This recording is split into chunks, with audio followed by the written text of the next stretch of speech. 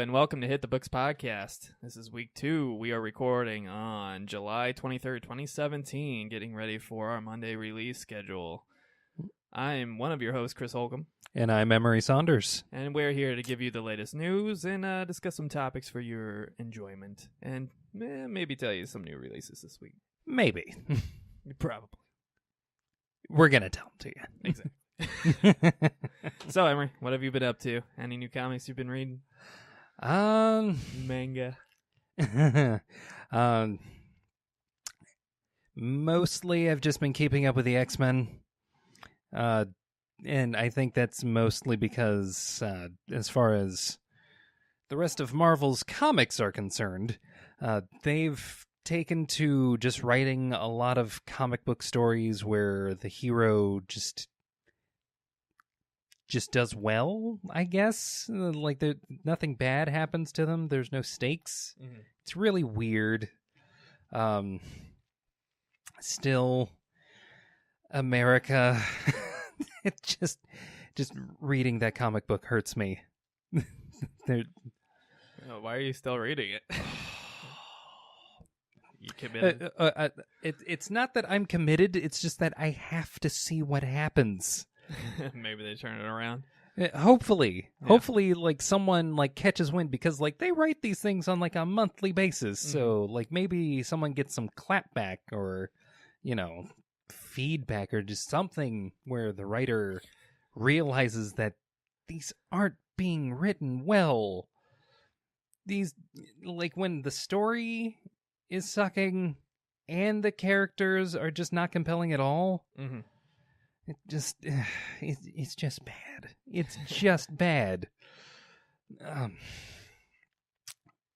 When they do that to characters like our new Spider-Man, our new Ms. Marvel, the new Captain America, they didn't really do that too, but he didn't really stay Captain America that long. Mm-hmm. The new Hawkeye. Oh, God, the new Hulk, the new Iron Man, they don't know how to be as like people, but they know how to fight, or they know how to be in the right place at the right time and never have anything bad happen to them.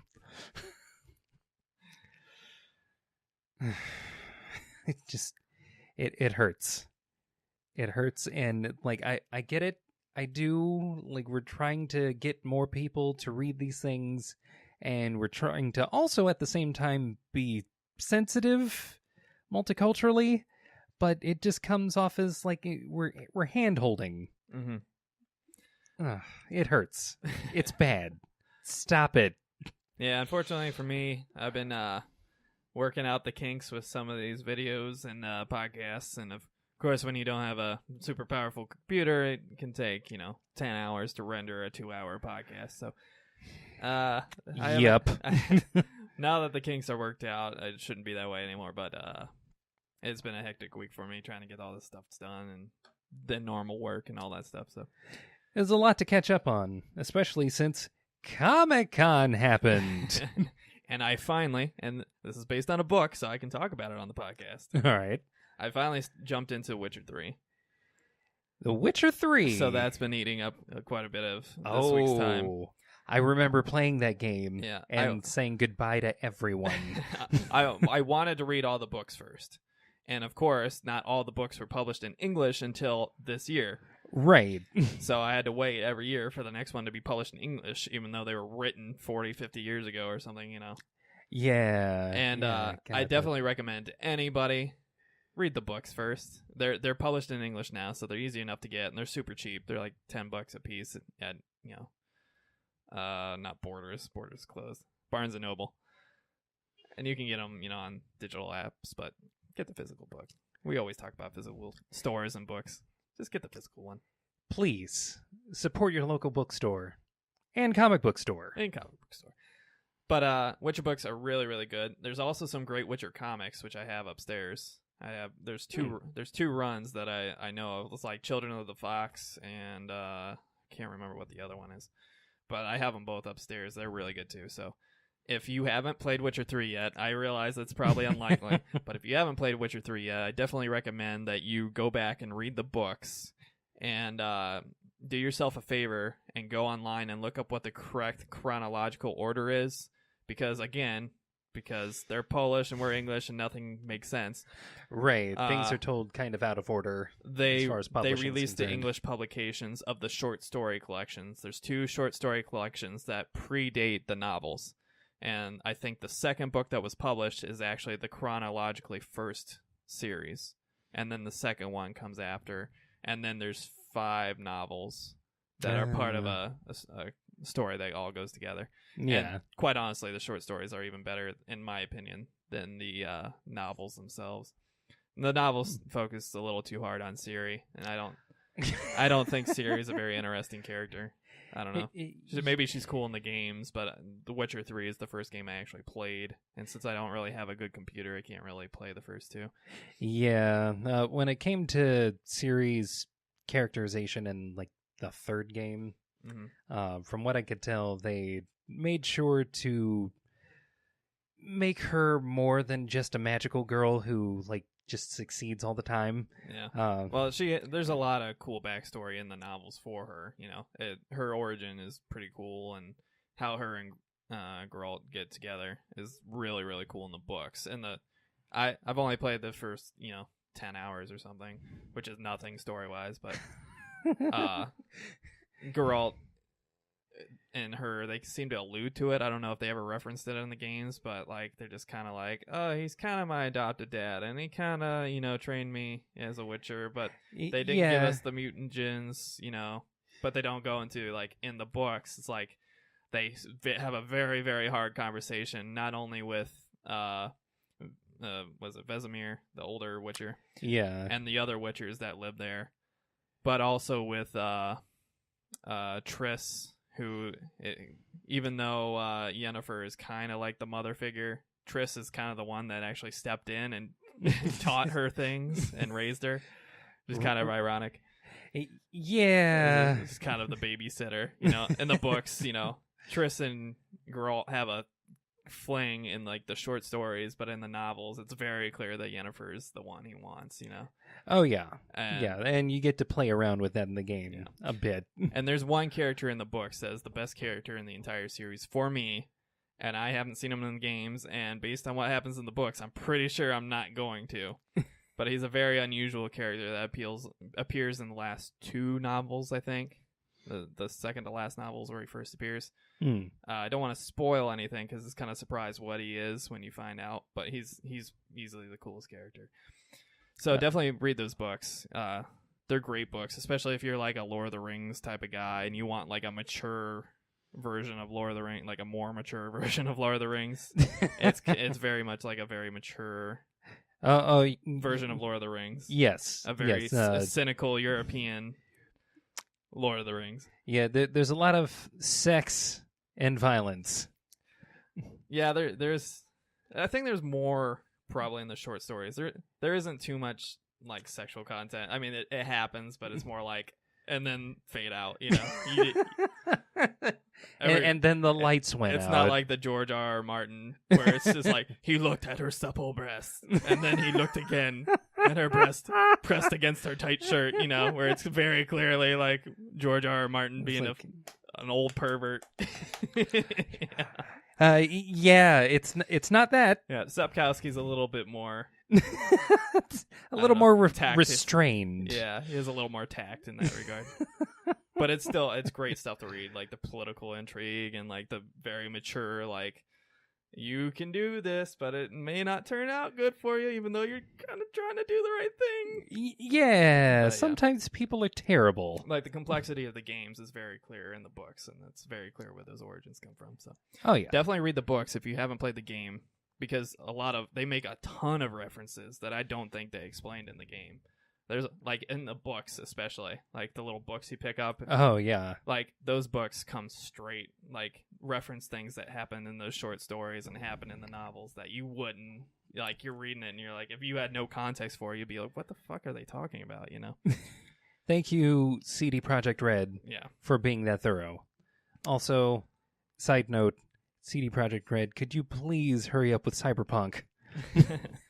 Yeah. I don't know. I think that'll be cool, but I'm not really.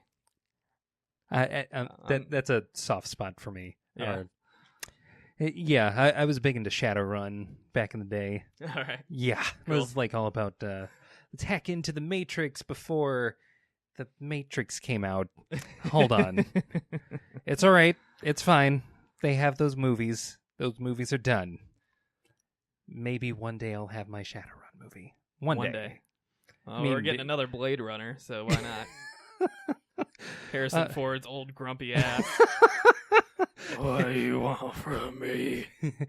They made me play Han Solo again. They said I couldn't fly my plane into a car again unless I did this movie.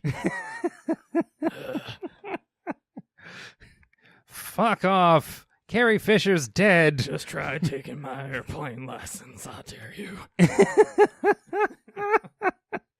Sorry, Harrison. That poor bastard. You can just cast Dennis Quaid for everything. He's the poor man's Harrison Ford.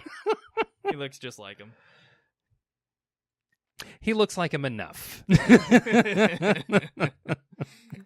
All right, well, into the news. Much like last week, a lot of our news is coming out of San Diego Comic-Con, which wrapped up right after we were done podcasting, so we didn't really get to talk about everything that happened over there. But the big poster boy for the whole event. Every pun intended. All right, maybe it's intended. Maybe it's a good pun. A little bit. Infinity War has released its complete poster. They were releasing sections of it before, but now it's like a full poster, and it's kind of like an artist rendition of like every Marvel character they've built up until now, and then a few of Thanos' men. Thanos. The thing with the poster is, I just think Thanos looks weird because he has no helmet on. And it's just this big purple bald thing. He's a hat guy. Yeah. Like, he needs the helmet. Yeah, it's like, you ever see those people like on the street and it's like they take their hat off and it's like, oh, put it back on. Yeah. Put it back on. Yeah. And he's not the only one that looks a little different. You see Scarlett Johansson has kind of like almost white blonde hair, kind of doing the atomic blonde look. A little bit. I don't know if she's doing it as a disguise. And then Captain America has a kind of the Viking beard going on. Yeah.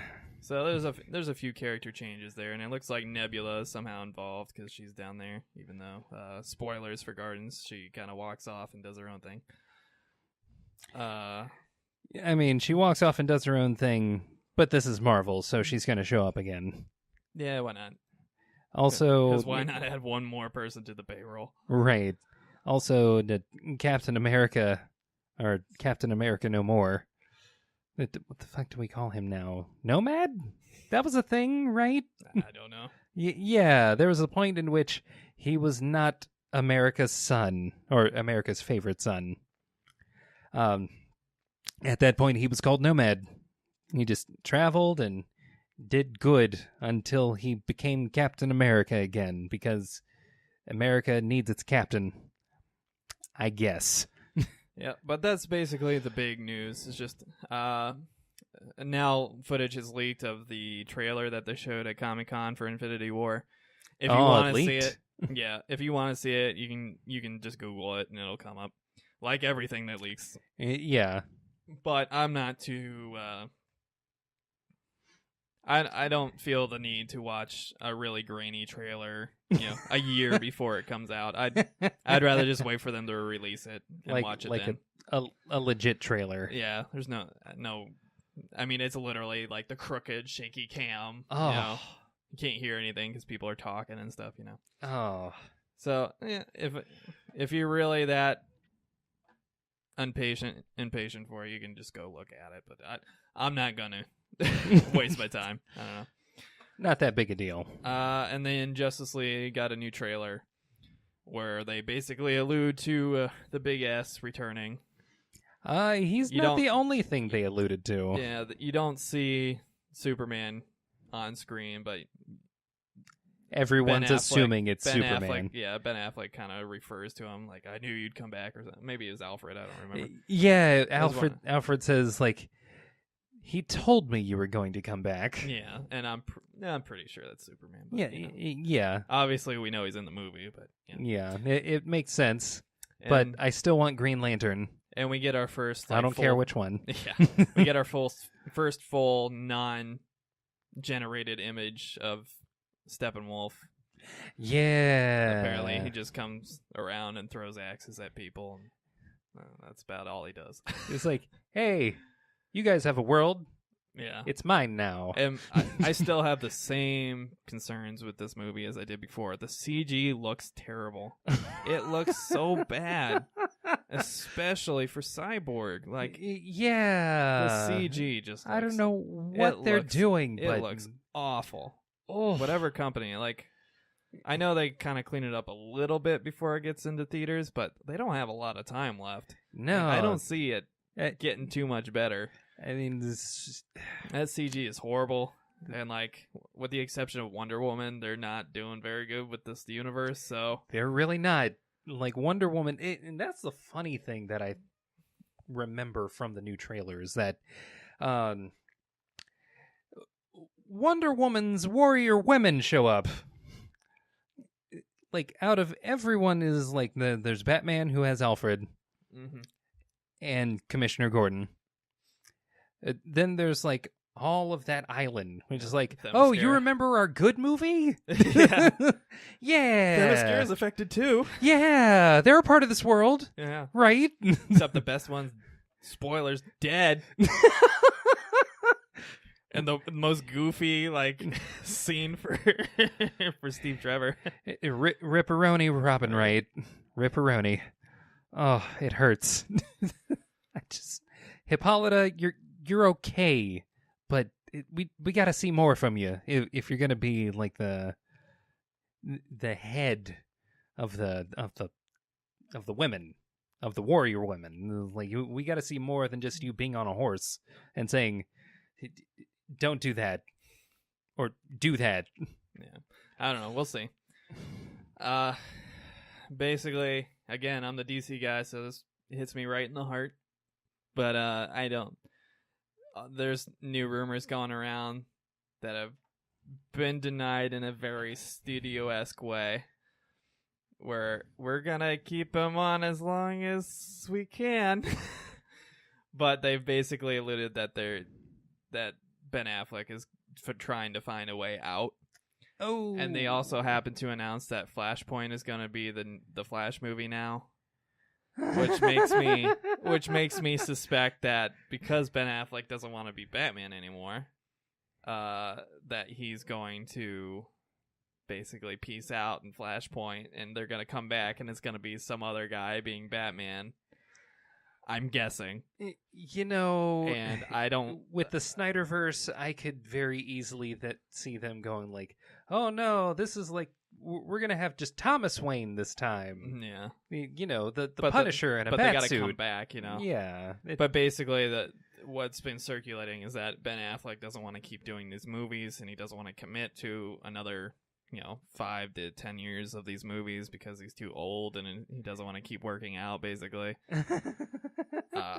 Which is ridiculous to me. Right. Because like, you're Batman. You signed up knowing what the plan was, Yeah. Like, Marvel took 10 years to get to Infinity War. Justice League is coming out, 3 years after BVS? 2 years? Yeah. I think the big thing is that you're already on an accelerated timetable and you're still not happy. I mean, BVS critically was not received very well. And I think he's just worried that he's going to be stuck at another movie that isn't received well. And it doesn't help that months ago, I think it was Diane Lane, the lady who played Martha Kent. Mm-hmm. This is the part where you're supposed to say, why'd you say that name? But yeah. I like that part. Fuck all of you. I get that it was a reach, that it was just a fanboy. Oh, both their names are Martha. It was a cool moment. I think the stupid, like, why'd you say that name? Like, that was dumb. I mean, it could have been played differently. But if he was been like, much differently, I've got to save Martha or something. Yeah. Like, there are ways to justify it, but it's still, like, the way it played out is kind of silly. It's a little silly, but I liked it. I thought it was a good scene. I don't know. Okay. I thought it was a good idea. I just executed a little poorly. Yeah. Well, that lady... Of all the complaints, and there are a lot. Yeah, that was the smallest on the scale. More on that later. The lady who played that role that we just talked about, she months ago actually like went on record to say, like, someone had asked her a question. And it's like, oh, so where do you think this movie's going to stack up with, like, you know, Marvel's movies, like the Avengers or something like that? Mm-hmm. And, like, she just, like, straight up said, hey, it's not going to be better than the Avengers. And just, like... Well, it sucks because I really don't think they have a better option than just redoing everything. Right. They really do just need to trash everything. Start from the beginning, make a new Batman movie with a younger guy, someone in his 30s that won't cry about having to make more Batman movies and being paid millions of dollars to represent your childhood hero. I have to work out. Yeah. I'm sorry, Ben Affleck. And most likely it won't even be Snyder, because Snyder's taking time off for good reason, you know? Right. So you'll probably get a decent director. Yep. You know, and let's hope. They know what mistakes they've made, so they can redo it without making the same mistakes. We got a good Wonder Woman. I understand. You can redo her. Yeah. The movie you did was way in the past. Nobody's gonna know. just keep her. People have actively tried to forget. I like what they're doing with Aquaman. I am a traditionalist, so I do like kind of the cleaner cut, blonde-haired version. But this one looks good. We have no story context for him, but it looks like they're doing it in a good way. Yeah, I'm on board with, underwater Khal Drogo. So, like, I don't see a problem. The best parts haven't really been represented in modern times too much yet. So yeah, just take them out. Be like, you guys were good. Come on, we're gonna start a new universe. Flashpoint. If they do I really hope they don't do the Flashpoint though. Like. I think they're gonna. The guy that plays Flash, he just doesn't look. Maybe he'll play the part well. I'm completely judging a book by its cover, but his costume looks stupid. He looks like a cosplayer. He looks like he literally put that stuff together by himself. Which he looks like he's wrapped in Saran wrap. Kinda. Like if that's the look that they're going for, or if that's the idea that they're going with, like this is a person who just. He doesn't know how to do this, so he just kind of like put shit on, and he's fast. Fine. Like, you better play that up perfectly, to a T. I think they just gotta, like, wash their hands of it. Be like, we can't commit. We'll probably make money, but we just can't commit to another 10 years of this, with actors dropping off left and right. There's just no way to maintain this universe. It's gonna crumble, Right. So they just need to wash their hands of it. I'd say, of the movies they got on the plate right now, if they're not already in production, drop them. If they're in production, fine. You can finish out your Justice League story and then be done. Do the second Justice League that's already scheduled and probably already partially filmed, and finish it off and wash your hands of it. Yeah. Because I don't see a good unless Justice League is just some amazing gem of a movie that we don't expect, that comes completely out of left field. Please, Joss Whedon, let it be it. You ruined Lex Luthor for a lot of people. Suicide Squad apparently was not good. You still haven't seen that? No, I'm scared. I'm scared to watch it because I love the trailers and I thought it was a great idea, and now I'm afraid that if I see it, my dreams will be crushed again. It's a rite of passage. Superman, Henry Cavill looks good in the role. He plays the role well, but he needed a better script. The writing for Man of Steel and for BVS is just god awful. It's terrible. Lois, like, again, the actress that plays Lois, she's fine. She's great. I love her. But like these people just need better writing. There's just nothing for them to do. I like Alfred. I like the Alfred they have and how they portray him. Yeah, that's kind of like a cocky smart ass, I like Jeremy Irons. Yeah. Jeremy Irons. Okay. knew it was a J something. But Irons plays Alfred great. Ben Affleck, I can take or leave. I mean, he looks the part, fat bat kind of, Dark Knight fat bat, but that is the first time I've heard that. I'm gonna keep that one. He's a fat bat. He looks like fat bat. Yeah. His face does kind of have like a bit of a puff to it. Yeah, he's going for the Dark Knight Returns look, which I understand, but I thought even when it came out, I was like, "There's no way they can sustain this," because if he's already old, yeah, how are you going to push him for another 10 years or whatever to create this universe? And then they're like, "We're releasing everything in the next 3 years," and I'm like, "Oh, okay, never mind." Between that and I just have to say this, like when you make Murder Bat basically a murderer because someone murdered his Robin, even though his Robin, like everything that they set up made him look like he probably murdered people too. It's just like, wash your hands clean of it. Yeah. Just start over. I really think, and it's not even a light or dark thing. It's just inconsistent. Yeah. We can have dark stories, DC. Like, that's why I'm a DC fan. I don't want the cartoony, like, over-the-top everything story. Yeah. I want the more grounded, dark, like, kind of cynical story. But, like we talked about in our Wonder Woman review, they took something that was very, like, forward-thinking, very, like, humanistic, and they kind of ruined it with magic, Watch our review or watch the movie if you want to hear what I'm talking about. It's a spoiler, but yeah. But DC the movies at least, keep doing this thing where they're like, we don't know if we want to copy Marvel or if we want to be like over the top dark because that's our thing. But it's not over the top dark. It's just inconsistent with the character. So we have the murder fat bat. We have, the Joker with the steel teeth or whatever. Yeah. And the tattoo across his forehead and... We obviously been to jail and not an asylum Joker? Yeah. We have that one. We have the wannabe Joker, Lex Luthor, who's who looks like a Eisenberg, who looks like a 14-year-old child, like the stupid that Jolly Rancher scene was just so stupid. I keep thinking of him as like a Riddler type. BBS. Yeah. Oh, he's coming. It's not like... None of this is necessary. And the tornado dad scene of Man of Steel, that was when I first knew I was worried. The very first movie, the tornado dad scene, that's when I knew this was not going to go well. So DC, I especially if these rumors are even a little true, please, I beg you, just reboot. And they've already announced that the Shazam movie won't have The Rock as Black Adam, which is their whole selling point.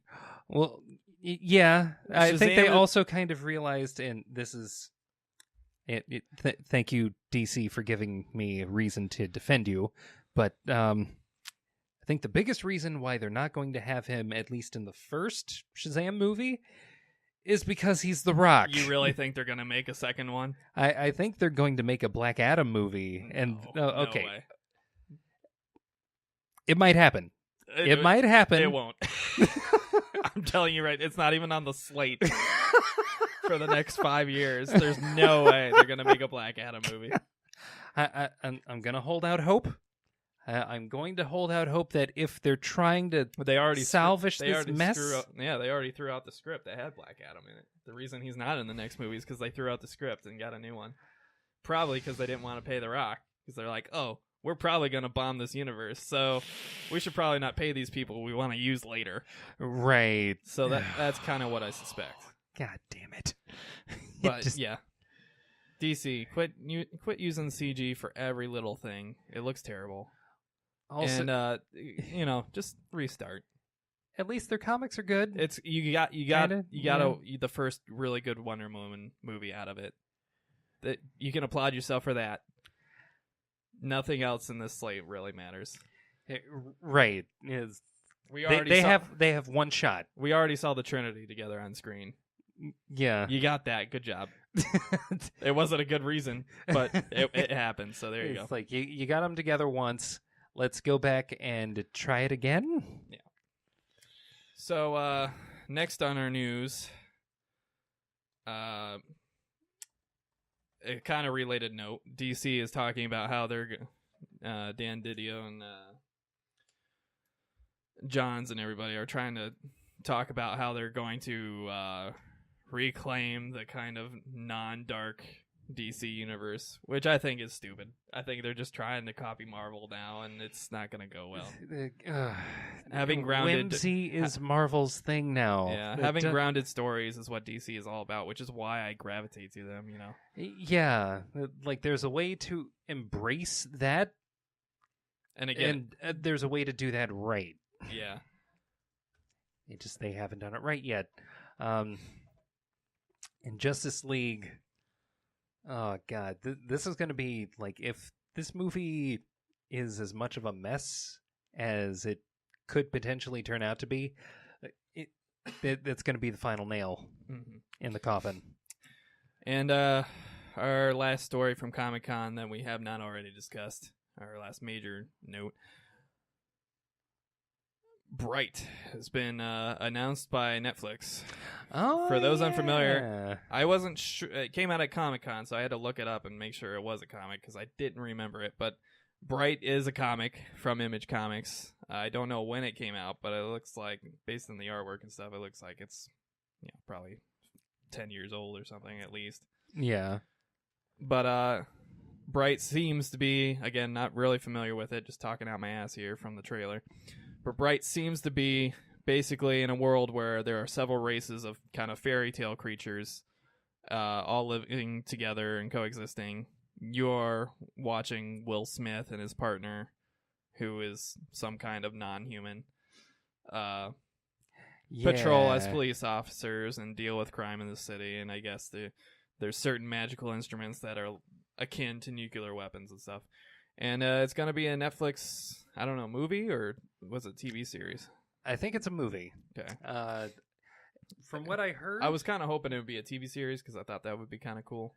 Kind of like a Powers type of thing. I think it would probably work better as a TV series, honestly. But Will Smith probably wouldn't sign on for a TV series. Well, then his wife did. Yeah. His wife signed on for Gotham, so. Yeah, I mean, if it was good enough and they had, like, the story to go along with it, which, this comic series, it seems like they would. Yeah. As far as, like, the description of, like, what this looks like, Will Smith himself actually described it as best he could as basically like if you were trying to mash two movies together to make this movie, it would be like Training Day meets Lord of the Rings ish. All right. Yeah. I don't know. I saw the trailer. I thought the trailer looked I mean, there's some things that were kind of goofy to me in it. But I love Will Smith. Yeah. You know, he's had kind of a bad track record recently with that movie he made with his son, and I guess Suicide Squad, although I haven't seen it, so I don't know. But I'm gonna watch it, especially if it's on Netflix. You know, why not? Yeah, it's not costing me a $20 movie ticket. And so. It's like you've already paid for it. Yeah, so I'll check it out and we'll see how it goes. Hopefully, it goes well. It'd be cool if it started, a whole new kind of jump into Image Comics material, because Image Comics has been on fire for years now. Oh yeah, I very much support Image Comics. Please let's get Spawn another go. So that more or less wraps up our news for the week. So without further ado, let's get to the new releases coming this Wednesday on, let's see here, 24th, 25th, 26th, 27th. Is that right? 27th? Yeah. Let's look at here. Yep. 26th. So Wednesday the 26th. These are the new comics coming to your comic shops. Oh boy, oh boy, oh boy. We have a lot. So from Marvel Comics, we have Ben Reilly, the Scarlet Spider, number 5. So he's back. Clone Spider-Man's back. Yeah. Doing stuff. Well, we had to bring him back because our current Spider-Man. Yeah. Well, that's not a ringing endorsement. Okay. I gotta be honest. Next, we have Black Panther number 16. We have Cable number 3. We have Captain America, Steve Rogers, number 19. Is that the one where he's still evil? Hydra one? I'm pretty sure Secret Empire's still happening, so yeah, that should be him as Hydra. We have Deadpool number 34. we have Guardians of the Galaxy, the Telltale series, number 1. So I guess they made the video game into a comic series on top of everything else. I've heard the kind of meta. I've heard the Telltale game for Guardians is actually really not that great.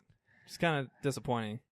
I mean, because Batman I heard was amazing, and I haven't gotten around to it. I've been having trouble with Telltale because their engine is just so bad. Like it's so janky. I mean, it's like when it's not controlling poorly, it's just quick time event the game. Yeah. It's just like the animations just look so poor, but I'm gonna pick up the Batman game because everybody tells me it's great, and as the DC guy, I should probably do that. Yes, but then again, I still have to finish up Arkham Knight because I got like 3/4 of the way through it, and then just kind of crapped out on it. Yeah, just moved to another game, even though I loved it. Like I had no reason to stop. I was just like, I'm gonna try something else. So I need to finish that too, which kind of hurt my DC cred. It's okay. You'll get it back. Next, we got Gwenpool, number 18. We have I Am Groot, number 3. We have Iceman, number... Oh, they gave Iceman his own comic. That's cool. Iceman, number 3. We have Infamous Iron Man, number 10. We have Moon Girl and Devil Dinosaur, number 21. We have Occupy Avengers, number 9. We have Secret Empire, number 7. Hail Hydra. We have Spider-Gwen, number 22. We have Star Wars, Dr. Afra? Dr. Afra? I don't know, you Star Wars nerds can tell me. We have Thanos, number 9. We have The Edge of the Venom... I'm sorry, folks. We have The Edge of the Venomverse, number 3. We have The Mighty Captain Marvel, number 7. And I'm guessing that's actual Captain Marvel, not Miss Marvel. Looks like it. We have The Punisher, number 14. We have Weapon X, number 6. And finally, X-Men Blue, number 8. Now, is Blue the one you liked? Or was it Gold that you liked? I think it's... See, here's the thing with X-Men Gold and X-Men Blue. They're both kind of decent books. I think I side with Blue more because it's the original 5. Although they've gone and added...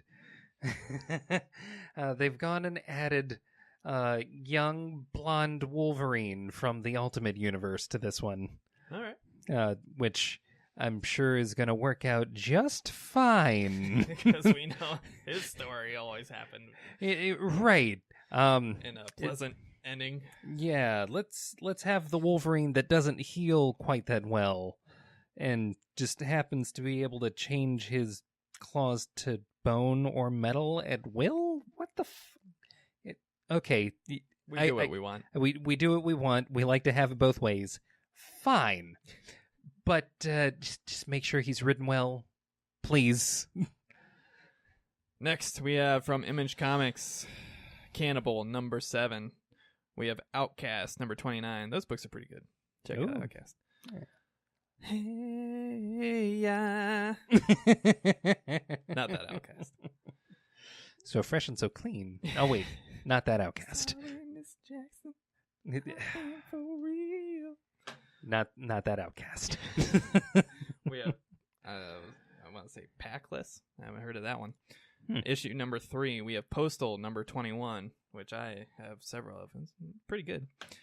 We have, it's kind of like a murder mystery. We have Redneck, number 4. We have Saga, which Saga's been great for forever. So. Yeah, if you haven't started reading yet, start reading Saga. Yeah, we have Saga, number 45.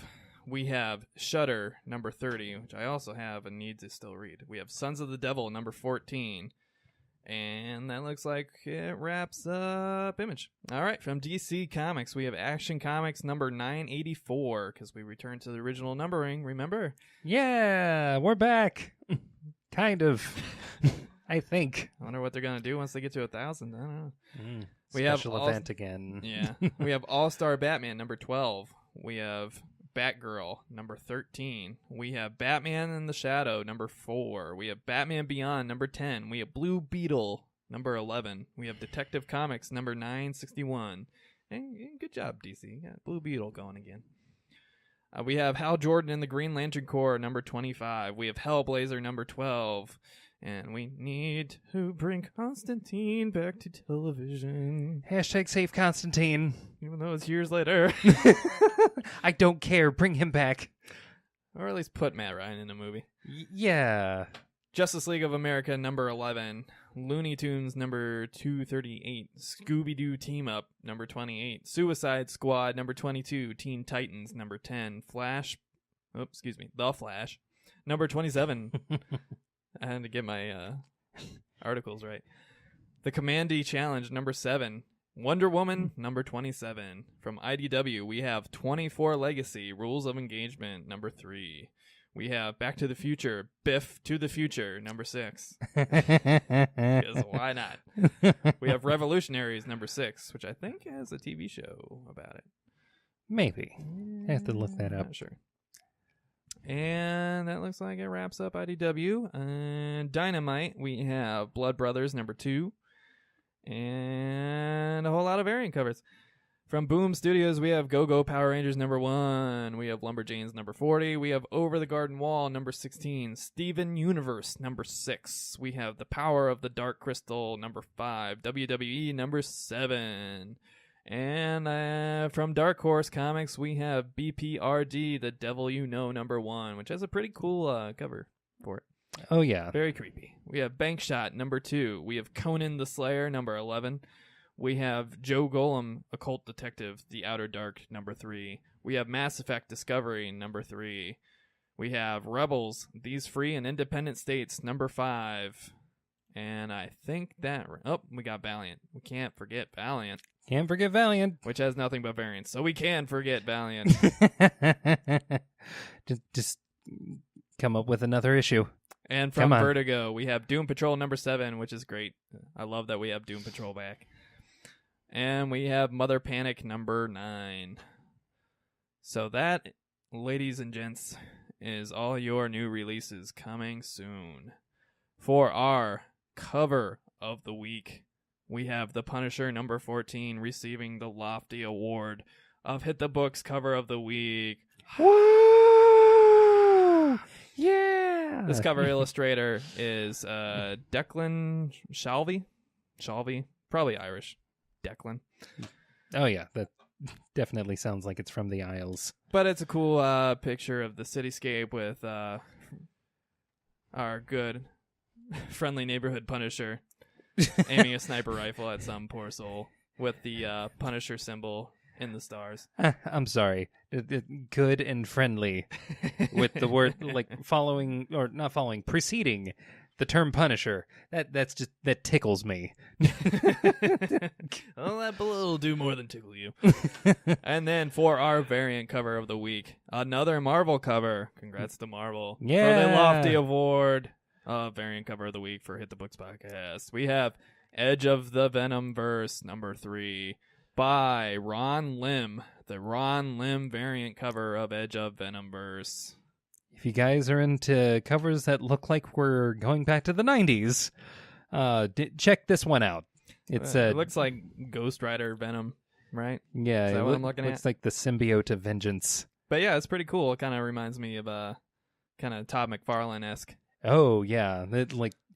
Speaking of Todd McFarlane, how could I McFarlane. forget? This is news that was released yesterday. Oh, Breaking news, folks. Todd McFarlane directing and producing the new Spawn movie, R-rated Spawn movie. Oh my God! Yeah, Spawn is back, folks. Oh yeah! Oh yeah! Can't believe I forgot about that. Let's that fucking was go. The number one news item. Oh my God! But yeah, sorry, folks, I completely forgot about that. Spawn coming back. Todd McFarlane. Follow him to check it out. Todd McFarlane, you should, if you don't follow him on Facebook, he might do this on Instagram too, but if you don't follow him on Facebook, you should, because he does these cool art tutorials where he draws different characters and stuff. Like he does Venom a lot for people because that's one of his most popular ones. Yeah, that was his creation. Yeah. God, who's the Batman character? I'm forgetting. That just died recently. Why can't I remember his name? The Batman character? Yeah. The guy who played Batman.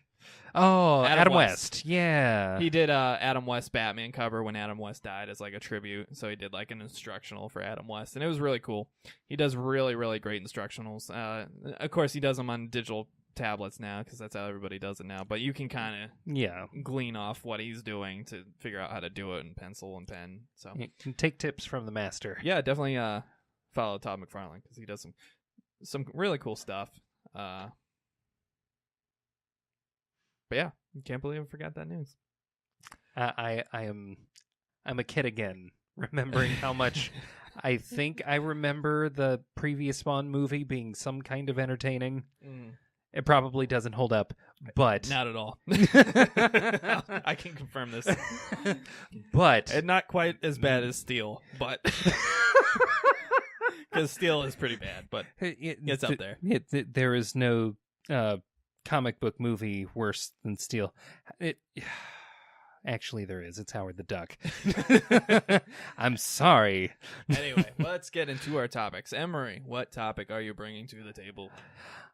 This is something that I've kind of heard over the last few years, over the last decade, more like, and it seems as though it's becoming more and more apparent with every passing year. Comic-Con, specifically San Diego Comic-Con, is not a comic book convention. And I'll tell you why. Every time anyone sees anything having to do with San Diego Comic-Con, it is in reference to a movie, or a TV series, or some other thing other than an actual comic book. And I think that's a little weird. I think it's a little weird that at what's supposed to be nerd mecca, the only thing we hear about are movies that are on the horizon. And I get it. I do. Comic book movies are a huge thing right now, and they have been. Or at the very least, the movies just kind of bury the actual comic book news. Right. And not even always comic book movies, like Lord of the Rings and Hobbit buried stuff, Not even a comic book. Star Wars. Not a comic book. Right. I mean, they're making comic books after the fact, which, that's fine. The comic books are great. I love Lando's limited series. No.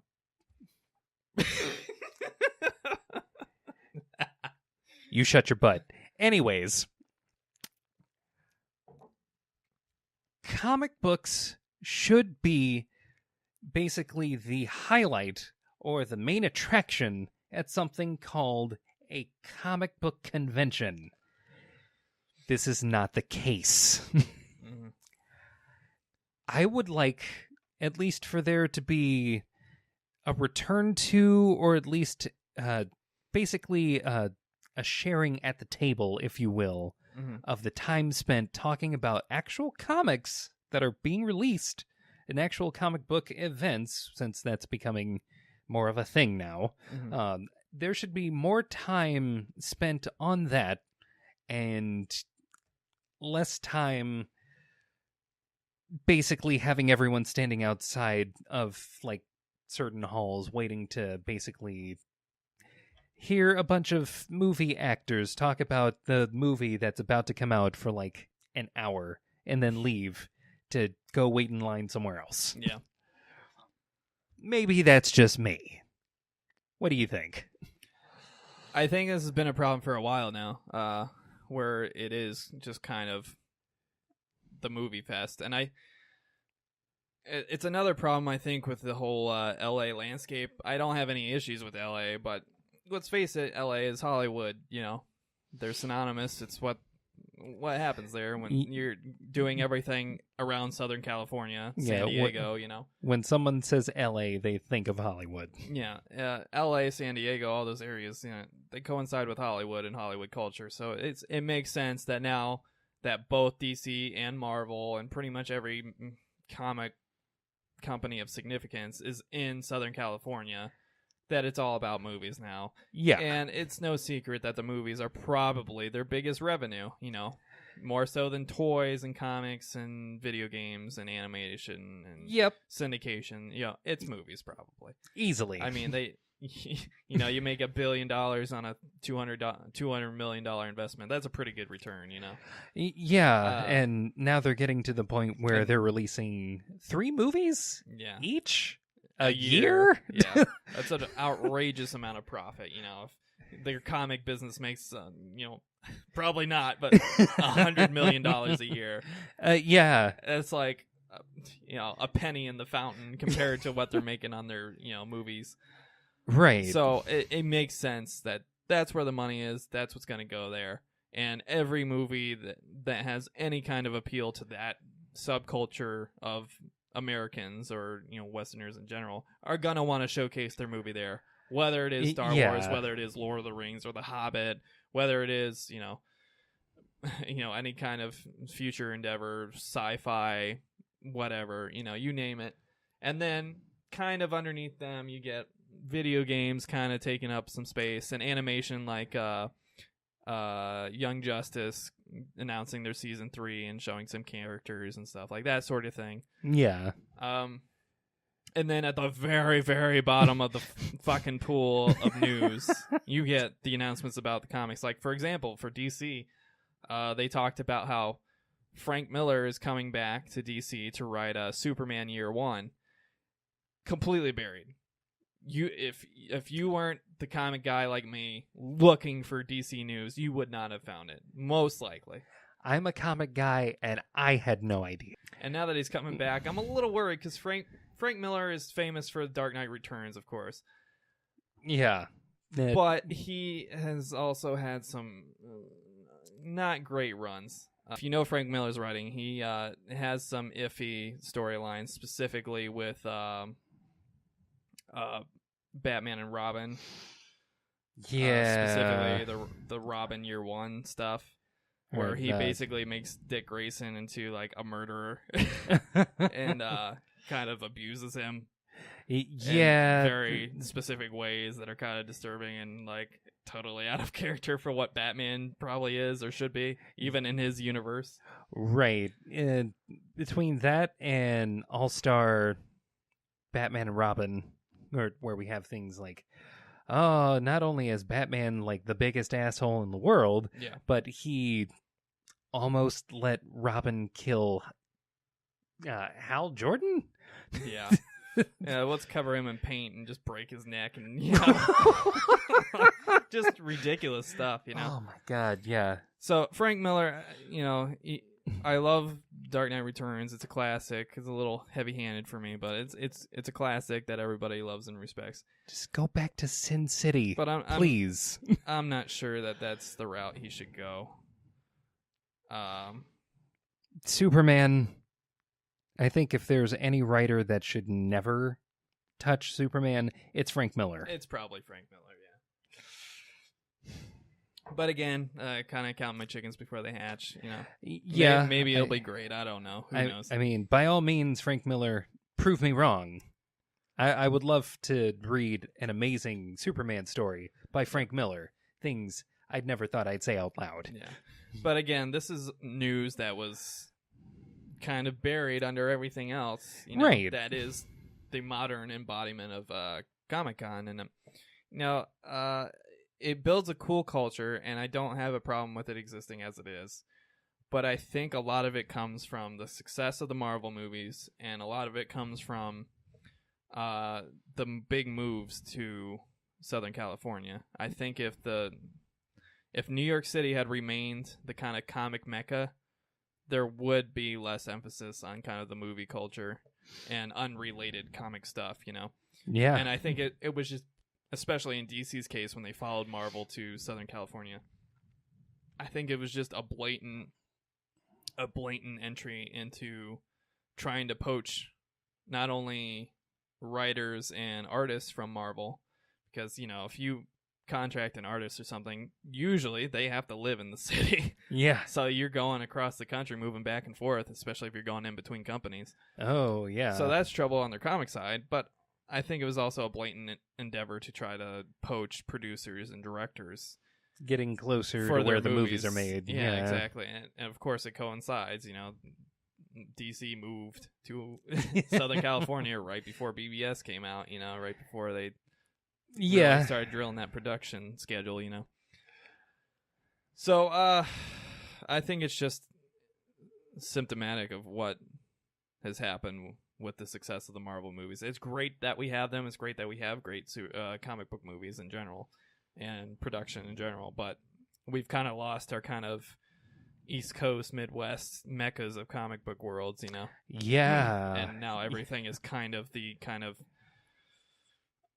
ultra liberalized Southern California stereotype, and everything's about kind of the movies and kind of appealing to that LA, San Francisco culture, Yeah. San Diego, San Francisco, LA, coastal California society. It didn't used to be like this. Is not quite as cut and dry in basically every other part of the country, including the very, very progressive New York City, a place I have lived. Yeah, I lived in Brooklyn right after 9/11. And it was not nearly as progressive as you might think. But having that kind of difference in outlook generates very dynamic stories, whereas again, like the movies, is kind of in California, everybody seems to be super rich for whatever reason. Even the poor people are super rich. Nobody has a struggle, no. All the characters are everything inclusive without any kind of systematic struggle in place. Right. And I think the same thing's kind of happening in the movie universe, and how the movie universe and Hollywood culture in general, that kind of super elite, super progressive society is just kind of bleeding into everything. Yeah. Which is not entirely a bad thing, but when it's all you're getting, right, and there's no kind of dichotomy, there's no gray area in between. It's just this way or no way, And it's kind of showing with DC announcing that, oh, we're going to go super light and cartoony and friendly again, Yeah. I'm like, there's a reason that died off in the 90s, It was not good. We had blue and red Superman and all these terrible stories coming out of the 90s. Terrible artwork. I just remembered the blue and red Superman. Oh yeah. That's the DC they want to bring back. So. Oh God, I see that coming back. I'm not, as a DC guy, I'm not looking forward to it. But yeah, kind of went on a tangent. Minor tangent in response to your question, but yeah, these are all symptoms of what's happened. Well, what's happened with them moving. As a result, San Diego Comic-Con has become basically a movie convention. And again, to play devil's advocate just a little bit, yeah, it's a good thing that comics has perpetuated itself to the point where it's no longer just a subgenre of people that get to appreciate it. Everybody's appreciating it. It is its own full genre. Yeah. Not only a movie, a book, a comic book, a video game. It is its own separate genre, set apart from everything else that exists in these different media categories. So it's cool that comics have infiltrated our culture so deeply now, and we live in an awesome time where we are getting 6+ DC Marvel comic book movies every year. And that's without Netflix. And even if half of them aren't good, that's still another 3 good movies a year based on comics. Absolutely. It's not like the pitter-pattering, the Ryan Reynolds Green Lantern by itself, Oh. And maybe if we're lucky, an Iron Man, Yeah. We've the Year of Steel. And George Clooney Batman. Things are progressing. Those dark days have gone. Yeah, I think things are not just progressing, things are accelerating. Yeah. You don't want things to be dark, DC? Look at the George Clooney movies. We don't need Schumacher again. We tried light Batman. It doesn't work. We don't need Nipple Bat. No. Replacing Fat Bat. We also don't need Hulk poodles, but we're not going to talk about that movie. Oh god. Yeah, it's just, and I think one of the things that has kind of become more apparent as things have gone on is that while San Diego Comic-Con used to be like a nerd mecca, yeah, I mean, it still is. It still is, just not specifically comic book. Right. Now it's just every nerd has to have their own 2 cents in there. Right. But now people have become more aware of other comic book conventions, like that are like closer to them or maybe less expensive, since going to San Diego Ohio Comic-Con is super expensive. It's like $120 a day. Oh, and it's nowhere on the level of like San Diego, which really sucks because like Columbus is a great place to have a comic book convention, but like it is. Like I remember actually going to one like Ohio years Comic-Con and years ago. It's just rough. Yeah, even like Cincinnati Comic-Con, it was just only an hour away from us. It's like it's good, but it's so expensive. It's fucking rough on the wallet. Very rough. Oh, but you get to hear about more of those because like now that the San Diego Comic-Con type feel has become more appealing, I think there are like a bunch of like convention centers like around like across America that want to get in on a piece of the action. Like, sure. Oh, we have comic book creators or comic book like store owners or like traveling comic book artists that are like trying to show their work or whatnot. Sure. That basically get to have this venue. It's like, oh yeah, come down to the comic book convention. These conventions are cool now, right? Like these are a thing that like everyone wants to come to if they can afford it, as we mentioned before. But yeah, I mean that's a positive. I mean, it's definitely made it less of a kind of marginalized culture. That's a great thing. You know, people can dress up and fully represent, you know, the genre they like and have loved for years, you know, openly without, you know, any too much mockery or anything, you know. Cosplay is really taken off now. Like ever since like basically since Marvel really got into the swing of things. Yeah. So I mean, that's definitely a benefit of having these movies just kind of take over everything, you know, because now they are seen, you know, along the same lines as, you know, Academy Award winning films like Lord of the Rings and these cultural icons such as Star Wars, you know. They are seen just as good, you know. Yeah, and their fans seen as just as legitimate as any other, you know, fan. Yeah. And just about every studio is now trying to copy the Marvel method. Yeah. That's a topic for another time. But yeah. So any last thoughts? I think my last thought is going to be basically what I said like much earlier, is like I think personally there just needs to be more room at the table to talk about the actual comics that these characters are based on. Like the new things coming out, new artists, writers, events, like things to look forward to down the line. Sure. Just more of the actual comics. That's all I'm asking. Yeah, I would definitely agree to that extent. I would make some kind of stipulation where if you don't have at least some kind of comic tie-in, I mean, which is very easy to achieve. If Power Rangers has a comic tie-in, you can feature Power Rangers. But if you have no comic tie-ins whatsoever, presently available or in process, you shouldn't be allowed in Comic-Con. Right. So that leaves more space not only in the media ether, but also on the floor of the actual convention for creators and artists and smaller comic companies that aren't the DC Vertigos and aren't the, you know, Marvels and the Images, you know.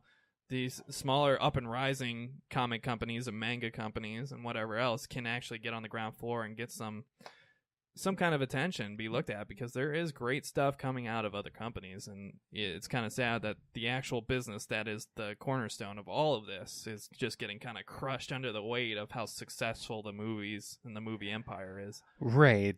That's And I think a big way to correct a lot of this is to move the companies away from Southern California, but yeah, I don't see that happening anytime soon. Not yet. Not yet. I think there. Well, honestly, I think there just needs to be a backlash, comics-wise, storybook, like story-driven comics-wise. Like, people need to actually bring up these very legitimate issues that are going on, that are most likely the result of these people, like, basically changing their narrative because of their environment. Yeah, and that's definitely something to worry about. When you exist in an echo chamber, it's very hard to go against that echo chamber. That's your livelihood. That's where you go home. Right. That's the press you have to deal with. And, whereas in New York City, you have such a big influx from everywhere. It's hard to just cater to one specific group of right, wealthy Hollywood elites.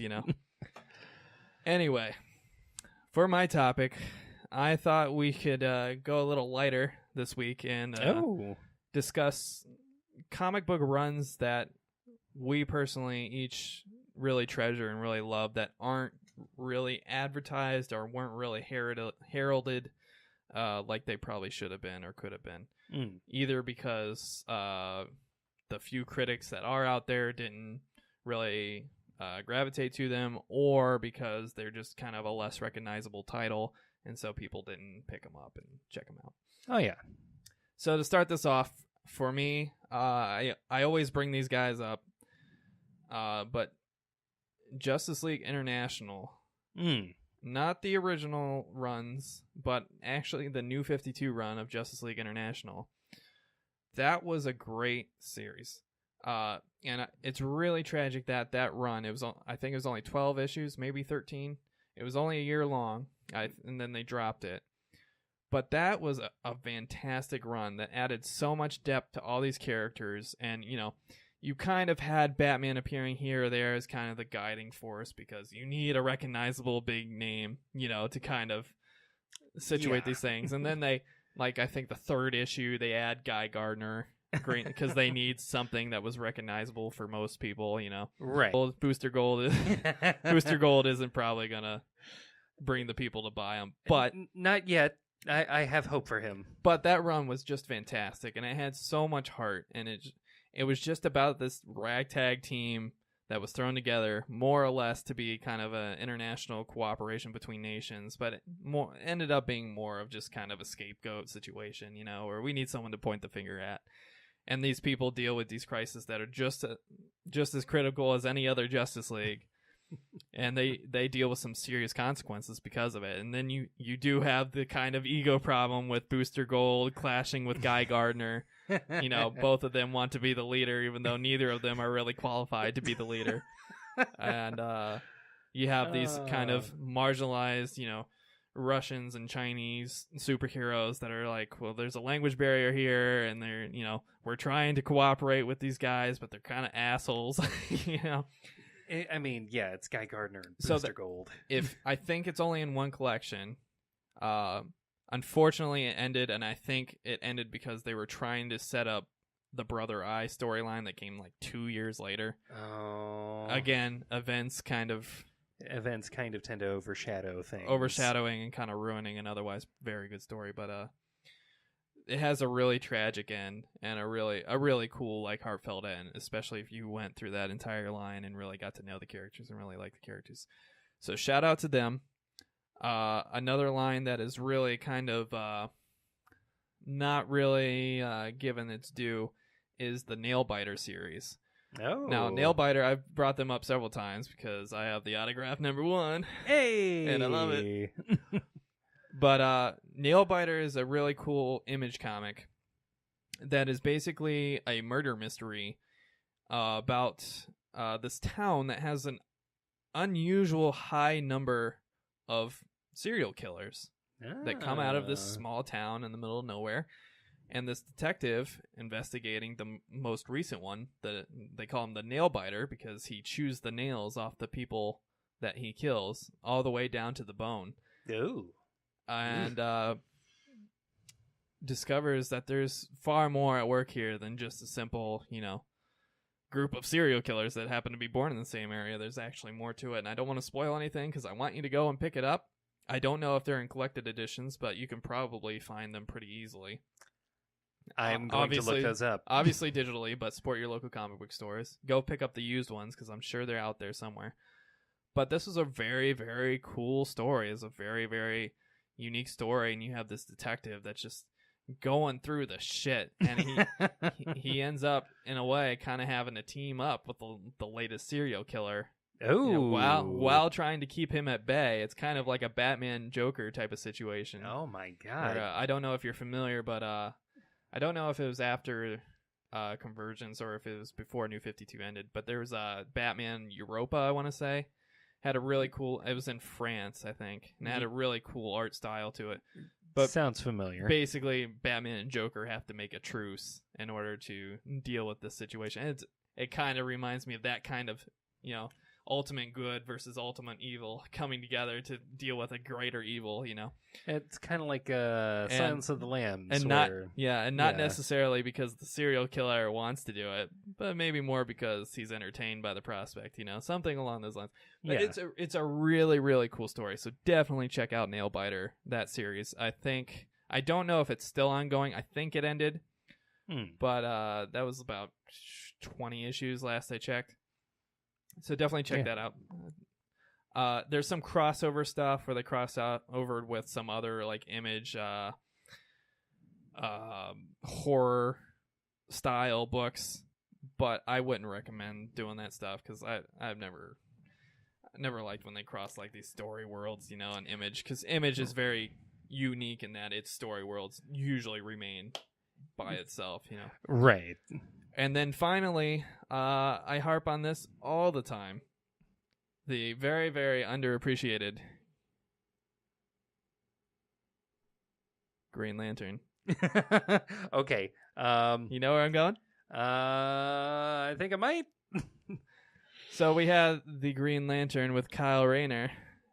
Oh, my favorite. Green Lantern Guardians, New 52. Oh, yeah. Kyle Rayner becomes the White Lantern. And this book single-handedly made me a Kyle Rayner fan. Because I'm as it should. For those that don't know, I'm a military guy. I used to be an infantryman in the Army. And I have always gravitated towards the more military characters in comics, as long as they weren't like super cliche, over the top, ridiculous, For example, Punisher, like Punisher. Yeah. I always gravitated toward Punisher, and his kind of thought process for all these things. He's a former military man. John Stewart has always been my favorite Green Lantern because this is an international, not only police corps, but kind of like a UN of space, Oh, yeah. Where it is their job to try to save these people and prevent these, interspatial crimes, Intergalactic space police wizards? Yeah. And I always love that. Sounds about right. They chose the creative military person, the creative military mind, the former Marine that went in and became a Green Lantern. And I love that aspect. And not only did that create a very, very strong character base for the Green Lantern Corps, and more often than not, John Stewart ends up being in charge of the Green Lantern Corps when Hal Jordan is causing a lot of chaos, even though he was the third Green Lantern. Right. I actually remember from the Justice League cartoon, not the, not Justice League cartoon, but Justice League Unlimited. Mm-hmm. When it came to like most of the newer characters that people weren't familiar with, they would have John Stewart be the guy who's basically in charge of all of them. Yeah.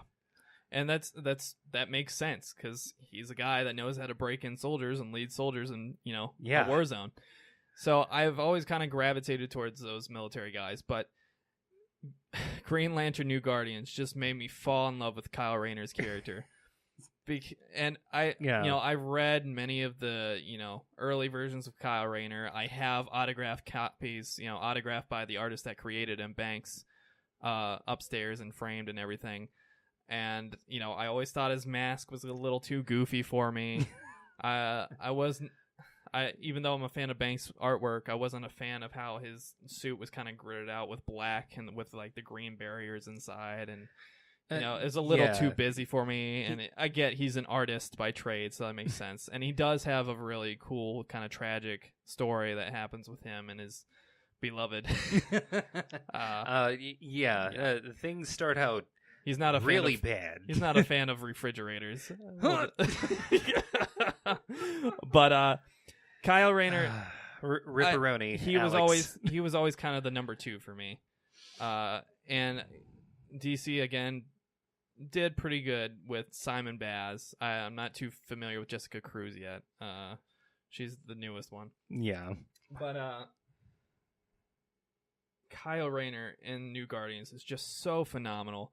Because he still thinks of himself as a Green Lantern, and he just happened to run into this issue where he had to become a White Lantern in the event that happened. And he's good at it. Yeah, he's really good at it. Like he mastered the emotional spectrum. Yeah. And not only is he good at it and struggling to maintain this almost all-powerful White Lantern ability that can literally bring people back from the dead, if used by the correct people. He managed to take all of these mismatched characters from all the ring spectrums, including Larfleeze. Larfleeze from orange, Arkello from yellow. The only orange lantern, by the way. For good reason. He managed to take Larfleeze. He managed to take Saint Walker. Saint Walker, thank you. Yeah. Saint Walker for the Blue Lantern Corps, who's very much useless without a Green Lantern around. Right. He's basically the support character. Yep. And he takes Hal Jordan's love interest, Carol Ferris. Star Sapphire. Yeah. He has Sinestro's right-hand man causing problems and getting angry. Again, Arkello. He's got the Red Lantern. He went Demon straight. Later. Demon Lady. Yeah. And just has this whole mismatched crew of misfits from every Lantern Corps. And he's trying his hardest to get these assholes to work together and accomplish the goal. And it's just so fun and entertaining watching these characters like kind of hate each other, but kind of slowly falling in love with each other as a group. Yeah. where at the end of that first year run, they really do seem to care about each other just as much as they would any other Corps member. Right. Just as much as, any other Star Sapphire or Yellow Lantern or Orange.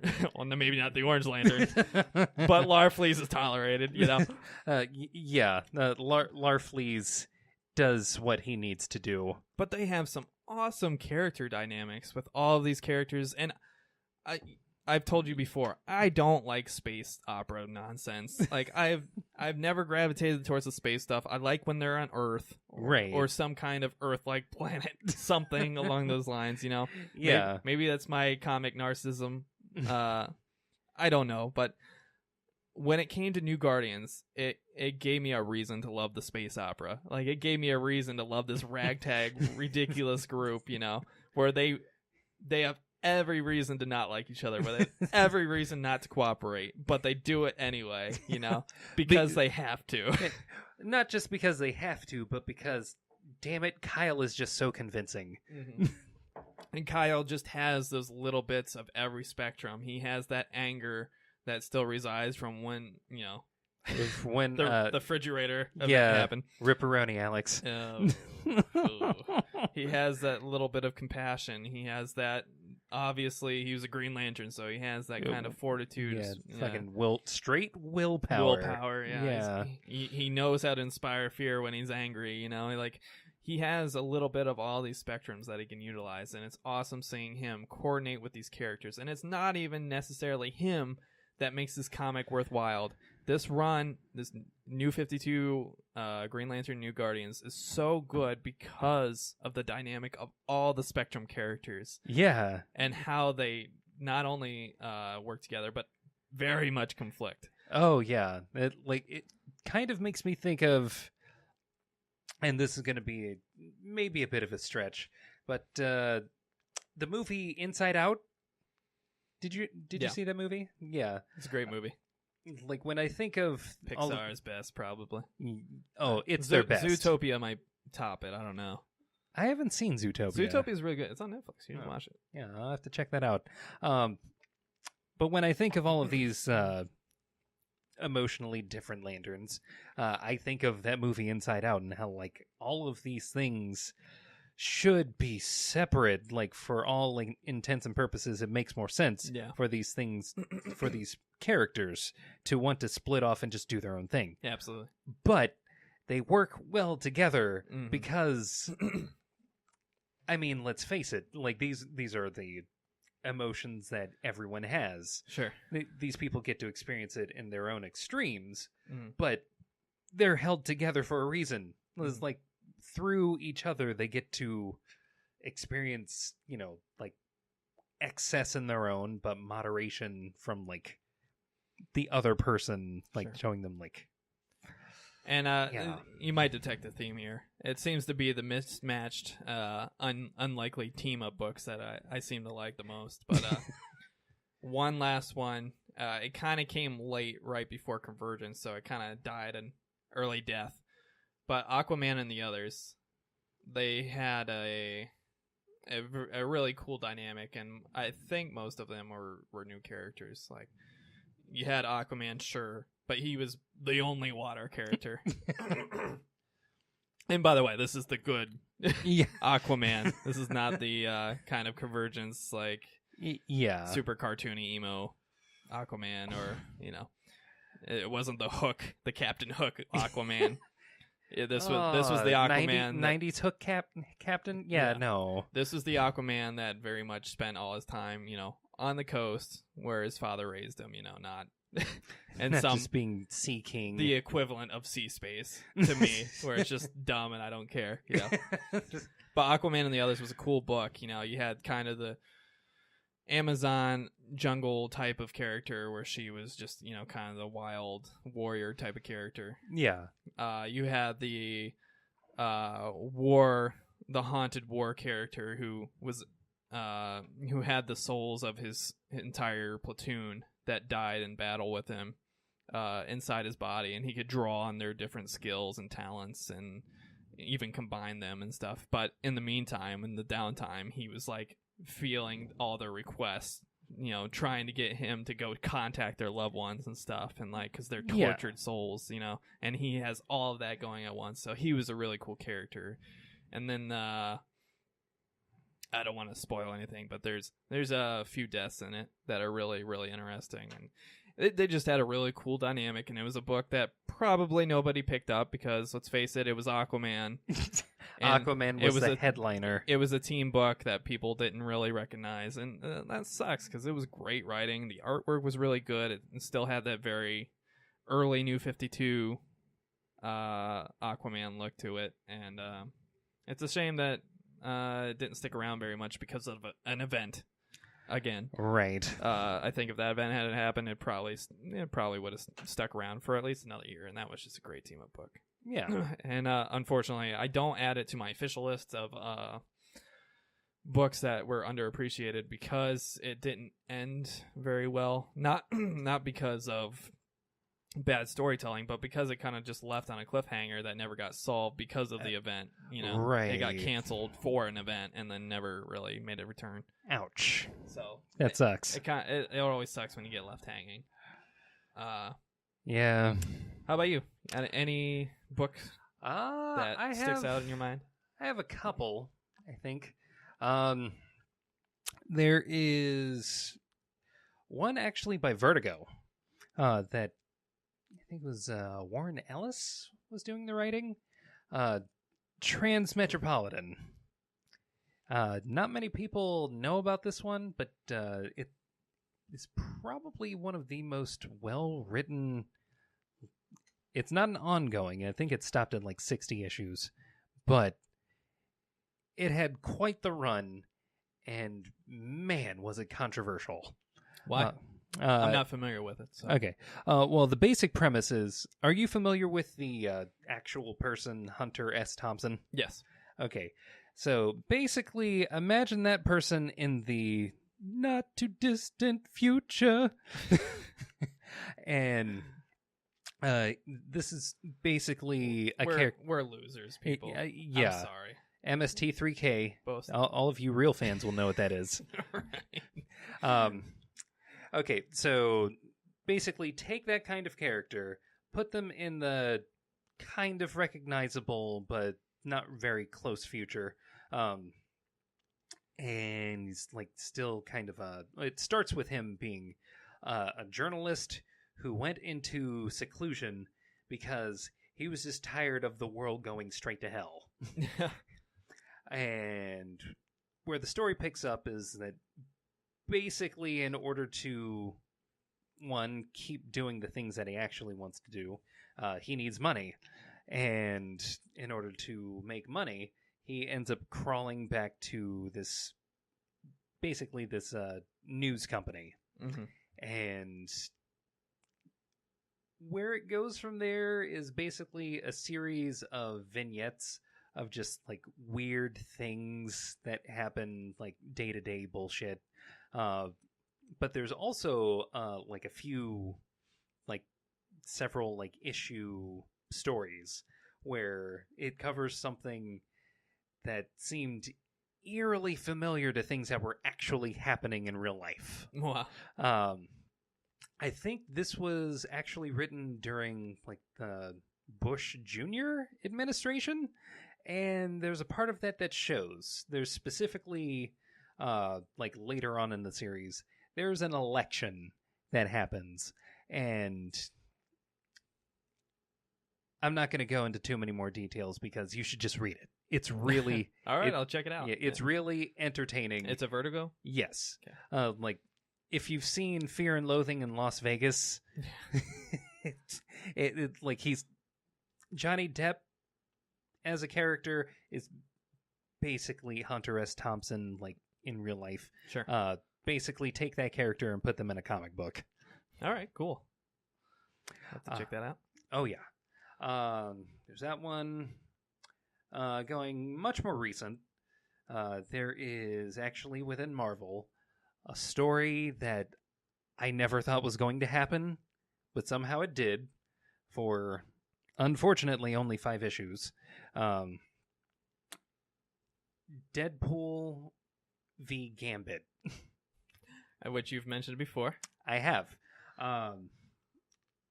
If anyone's familiar with the concept of Dirty Rotten Scoundrels, where it's basically 2 assholes who manage to pull off something together and then are at each other's throats later on. Yeah. That's basically the story. And fortunately, it has the good sense to not be really tied to anything. This is just like a really hilarious kind of side story. Nice. Yeah, like anyone who hasn't read it yet, it's an amazing read. It reads kind of like a movie. Check it out. Oh my god, you will not be disappointed. All right. Any other ones? Trying to think if I have one more. Lesser known one. Didn't get the praise it deserved.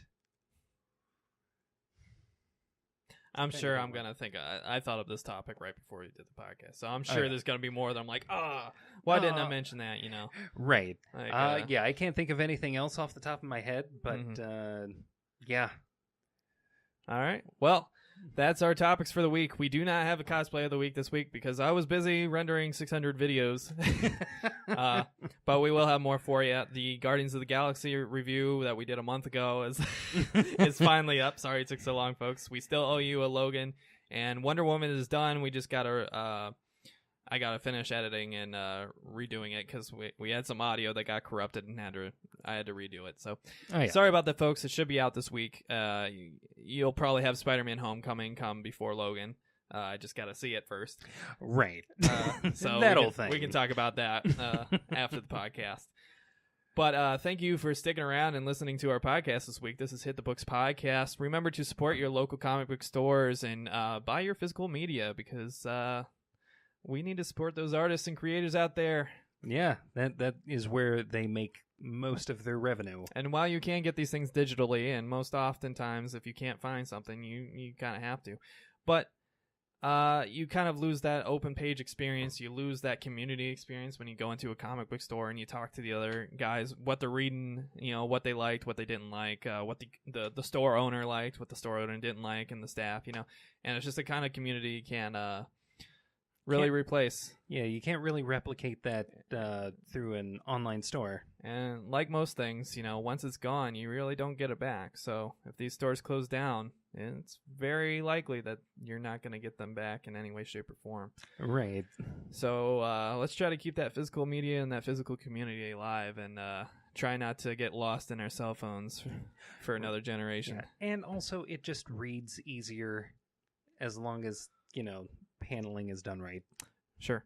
So for next week, hopefully we'll have a guest at the table to bring us a third topic, and we will have a cosplay of the week next week for sure. So look forward to that. Sorry to Todd McFarlane for forgetting you in the news and having to bring you up later. I'll probably edit this so that you are in the news. And we love you. We love your work. I'm looking forward to your movie. And for all the people whose names I forgot today, which I often do, forgive my faulty brain. So without further ado, we love you. This is Hit the Books Podcast. We'll see you next week. Bye. Peace.